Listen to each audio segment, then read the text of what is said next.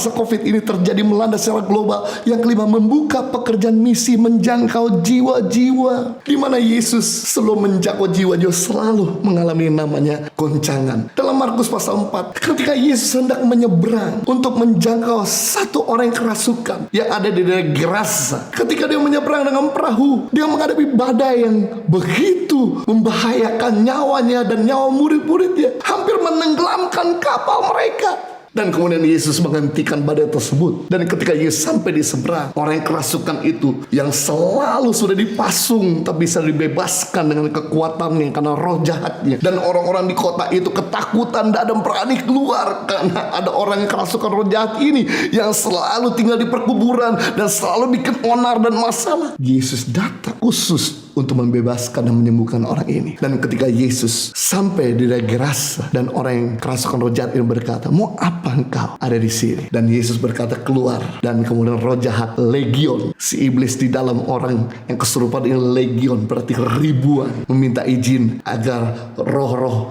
diizinkan untuk masuk kepada babi-babi, dengan satu konsekuensi. Kalau dia masuk kepada babi-babi, dan kemudian babi-babi itu lompat ke dalam laut atau dalam danau Tiberias, mati 2000 babi, berarti Yesus harus membayar kembali kepada pemilik babi-babi tersebut. Yang luar biasa buat dia, sekalipun tantangannya berat menghadapi badai di danau Galilea, bahkan harus membayar babi-babi tersebut karena roh jahat meminta untuk masuk dalam babi-babi tersebut. Maka saya bisa melihat betapa mahalnya harga satu jiwa. Tugas kita hari-hari ini bisa melihat begitu banyak orang-orang yang sekarang ini butuh Tuhan, karena ada begitu banyak persoalan yang tidak bisa diselesaikan secara hikmat manusia, butuh hikmat Tuhan. Ada begitu banyak penyakit yang gak bisa diselesaikan secara medis, butuh kuasa Tuhan. Tugas kita lah bukan cuman ajak mereka makan, bukan cuman menjadi sahabat, tapi tugas kita memperkenalkan Sang Juru Selamat untuk mereka. Saya minta sebagai hamba Tuhan kepada saudara dan Bapak Ibu,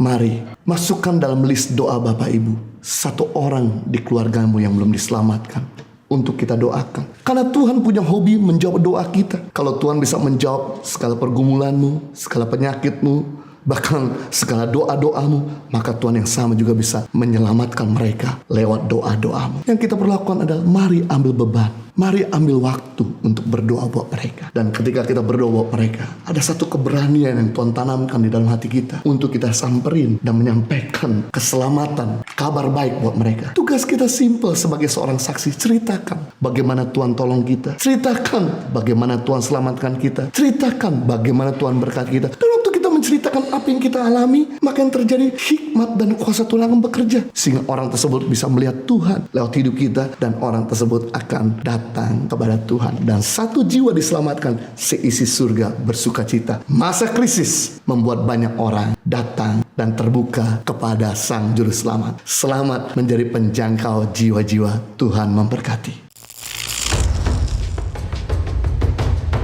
Kendala yang benar-benar di tengah laut, ya mati mesin sih.